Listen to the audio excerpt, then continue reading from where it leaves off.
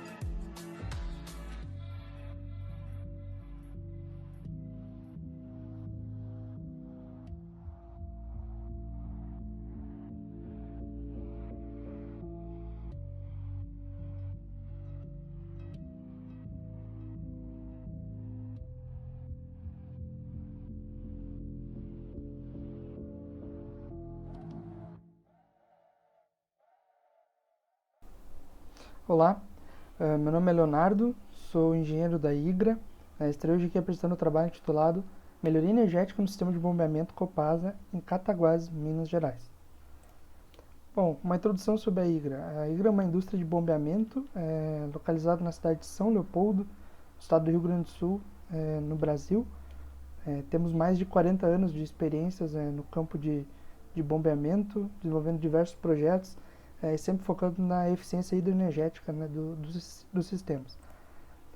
A tecnologia anfíbia é o conceito de todos os equipamentos produzidos pela IGRA.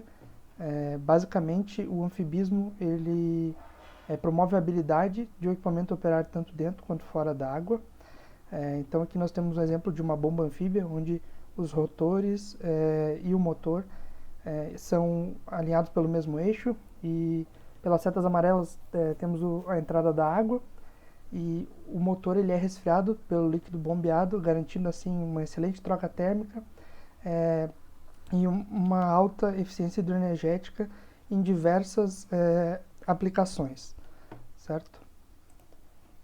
Bom, um pouco sobre o projeto em questão dessa apresentação. Havia uma captação em Cataguases, Minas Gerais, onde havia 4 monta-bombas horizontais de 200 CV, operando a vazão de 220 litros por segundo, gerando um custo, né, um passivo para a empresa de R$111 mil, certo? Então aí a gente entendeu como sendo uma boa opção, né, fazer a substituição dos equipamentos por bombas anfíbias IGRA. Então, o consumo nominal, né, de energia, o CEM, ele é uma metodologia utilizada para comparar então a eficiência de equipamentos, né, e fizemos dessa metodologia para levar em conta, né, o andamento desse trabalho. Certo? Então, basicamente, o CEM é a quantidade média de energia gasta para levar 1 metro cúbico de água a 100 metros de altura por meio das instalações de bombeamento. Aqui foram as melhorias apresentadas no projeto. Aqui temos aqui à direita inferior, né, o projeto no local, e o nosso equipamento, nossas bombas IGRA substituição, 39% seria o nosso 100, certo? Aumentando então a vazão bombeada, fazendo com que haja então uma redução de até R$59 mil por mês, trazendo a vazão de 220 litros por segundo para 40 litros por segundo de bombeamento. Então, de fato, o nosso sistema ele se mostrou mais atrativo financeiramente e hidroenergeticamente, e isso seria a apresentação. Segue nossos e-mails para demais contatos. Obrigado. Olá a todos, irei apresentar no 15º Congresso da Água o trabalho intitulado Escoamentos Fluviais e Bacias de Montanha do Nordeste de Portugal, Variabilidade e Tendências Temporais. O trabalho foi realizado por mim, Vinícius Quenzocada, pelo Tomás de Figueiredo, pela Felícia Fonseca e pelo Maurício Moreira dos Santos. Bom, o objetivo do trabalho foi avaliar o efeito de gradientes climáticos na resposta hidrológica de bacias de montanha e suas tendências e evolução temporal nas últimas décadas. A área de estudo são 3 bacias de montanha localizadas no Parque Natural de Montezinho, Nordeste de Portugal, sendo as bacias hidrográficas a bacia do rio Tuela, a bacia do rio Sabor e a bacia do rio Maçãs. Algumas características das 3 bacias hidrográficas estudadas que a de maior área é a bacia do rio Maçãs, com 530 km², a altitude média maior foi encontrada na bacia do rio Tuela, com 1.039 metros, e o maior declive médio também foi encontrado na bacia do rio Tuela, com 13 graus. Bom, os dados de base foram utilizados séries cronológicas dos caudais médios diários no período de registro comum as 3 estações hidrométricas, tendo 42 anos hidrológicos similares. Bom, a metodologia foi composta por componentes do escoamento, por procedimentos aplicados por ano hidrológico, por estatísticas por ano hidrológico do caudal médio diário, tendência de evolução temporal das séries, precipitação média anual sobre a bacia, tratamento de bases cartográficas contendo relevo, geologia, solos e ocupação do solo, e os resultados obtidos foram: médias anuais do escoamento total de base nas 3 bacias seguem as da precipitação, então respondendo o gradiente climático. O coeficiente de escoamento do rio Tuela foi o maior, com 0,58. A razão que base que total foi a maior obtida foi a do rio Tuela, com 0,78. O escoamento direto teve um acréscimo ao longo do gradiente. A variação média anual ao longo do período em análise, com o escoamento anual, total anual, A do rio Tuela teve menos 1,67, a do rio Sabor mais 1,49 e a do rio Maçãs mais 1,74, possuindo uma relação positiva com a aridez. O escoamento médio diário direto possui tendência consistentemente positiva, o escoamento médio diário de base possui uma tendência consistentemente negativa. Aconteceu uma redução no escoamento de base médio maior na bacia do rio Tuela, e o aumento no escoamento direto médio possui tendência crescente com o aumento da aridez. Para os extremos de escoamento direto, ou seja, o máximo, e de base, o mínimo, teve tendência similar à dos valores médios e taxas de variação mais elevadas. Bom, discussão e conclusão. Os escoamentos e os coeficientes de escoamento médios decrescem com a redução da precipitação, que significa a garantia de caudais baixos do expectável, quando apenas observada a variação espacial da precipitação na região. O potencial de recarga subterrânea que esse resultado sugere é aparentemente crescente, da bacia mais úmida para a bacia mais seca, não se traduz em maior proporção de escoamento de base. A proporção de escoamento direto aumenta com a aridez, gerando nas bacias mais secas maior risco hidrológico, tanto associado à escassez de água seca quanto ao excesso cheia. A tendência comum nas três bacias nos componentes de escoamento, decrescente no de base e crescente no direto. No escoamento direto, a taxa de variação aumenta com a condição de aridez, e as tendências identificadas indicam um acentuar do risco hidrológico potencial ao longo das últimas 5 décadas, associado a episódios extremos de efeitos mais evidentes nas bacias de maior aridez.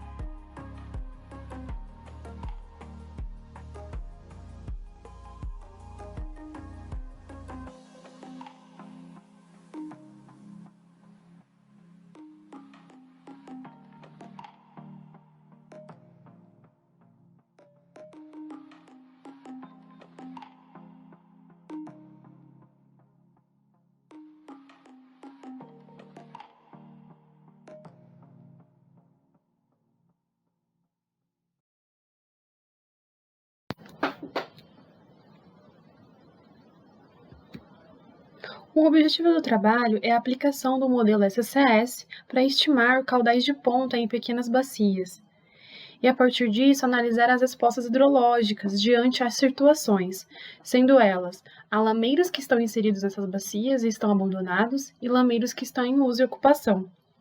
Também, mudando o regime de precipitações diante do contexto das alterações climáticas e ver como essas bacias elas reagem diante dessas situações. Sobre os materiais e métodos, a área de estudo ela está localizada no Parque Natural de Montezinho. Foram selecionadas 16 bacias e elas foram segregadas em 4 categorias, relacionando a lameiros que estão em uso, lameiros que estão abandonados e a proximidade de rio próximo aos lameiros ou não. Para os cálculos e aplicação do método foram utilizados diversos dados, conforme a tabela 1. Dos resultados, podemos obter, então, um gráfico com as médias e o desvio padrão dos caudais de ponta, com períodos de retorno de 2 a 100 anos. A gente pode verificar que há diferenças nos caudais em bacias que estão em uso e possuem rio próximo, cerca de 12%. E isso pode ser explicado que a área do lameiro tem total influência comparando com a proporção da área da bacia. Houve um aumento do caudais de ponta também diante dos períodos de retorno, praticamente 6 vezes superior à média ao longo dos períodos. Houve um aumento também no caudal de pontas das bacias que possuem rio em relação às bacias que não possuem rio. E a principal explicação é a área da bacia, pois as áreas das bacias são maiores e outras menores. Diante dos cenários de mudanças de alterações climáticas, o cenário A e o gráfico A, eles simulam um aumento de 21% nas intensidades, e o B, um aumento de 32%. E a gente pode verificar que, comparando a situação atual, há um aumento de mais de 50% nos dois cenários. Somente no cenário A foi possível verificar que há um aumento no caudal em categorias sem rio comparadas às que possuem rio. E a explicação para isso é que há um maior efeito nas mudanças nas bacias que são menores comparadas com as maiores. Pode-se concluir que o manejo inadequado dos lameiros, ou seja, o seu uso e ocupação e abandono, podem proporcionar efeitos negativos, principalmente com o aumento do caudal de ponta, como podemos verificar nos resultados anteriores. E, além disso, pode-se proporcionar uma invasão por vegetação arbustiva, aumentando o risco de incêndio e, principalmente, reduzindo os serviços ecossistêmicos.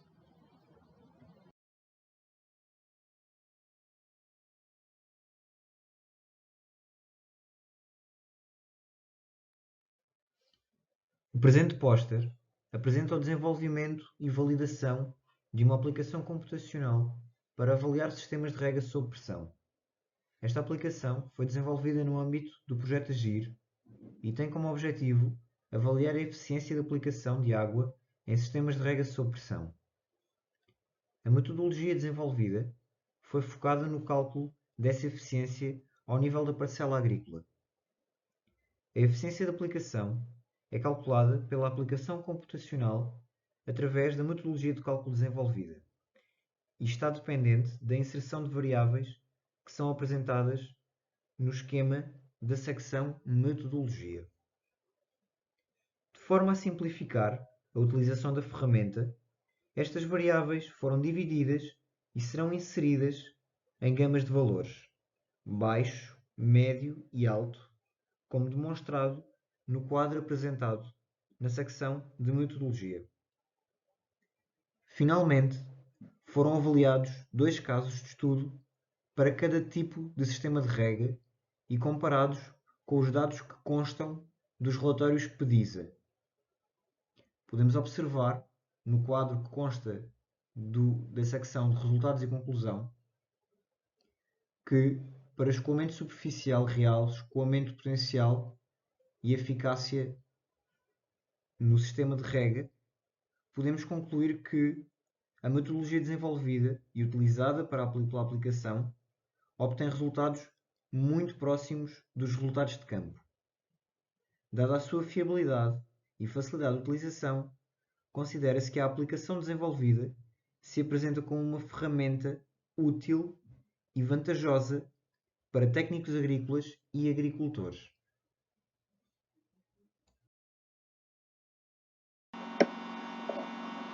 Hello everyone, my name is Nayana Machado and today I'm going to present our work entitled as Internet of Things Applications, Feasibility of a Remotely Monitor Based on Ultrasonic Sensor. Water regime monitoring has been carried out both to warn of flood events and to provide data for hydrological models that exist in watershed planning. However, monitoring hydrological data is often a costly and complex process that requires time, financial resources, and skilled labor, resulting in a quantitative and qualitative shortcomings database. Fortunately, Internet of Things technology has proven to be a great tool to achieve better hydrological monitoring and has been widely applied. The objective of this research is to verify the feasibility of an IoT solution to obtain a remote hydrological monitoring system to build a rating curve in the section studied. It has been proposed the automation of collection and transmission of measurements made with sensors installed in stream, which allows the integration of this monitoring data with an online platform that stores and processes the data. For data acquisition, all hardware framework was plugged using an ESP32 microcontroller, a GSM GPRS Arduino Shield, and a ultrasonic sensor. We selected the UPDOTS platform for server-side software. With the level data already prepared, an empirical method for the flow calculation proposed by many has been applied. This method is widely used to obtain rating curves and streams. After calibrating the sensors, the system was installed in stream. The monitoring period runs from the beginning of August to the end of September. After water level data acquisition and flow calculation, a rating curve has been built. To sum up, it's assumed that IoT technology is feasible for water level monitoring. It can bring several benefits by allowing remote access to the monitoring data, such as assisting in the identification of equipment failures, optimizing the maintenance of the data collection system, increasing the temporal and spatial density of observations of the water region, reduction of the human resources expenses, among others. The authors acknowledge the financial support given by COPS. These are our references.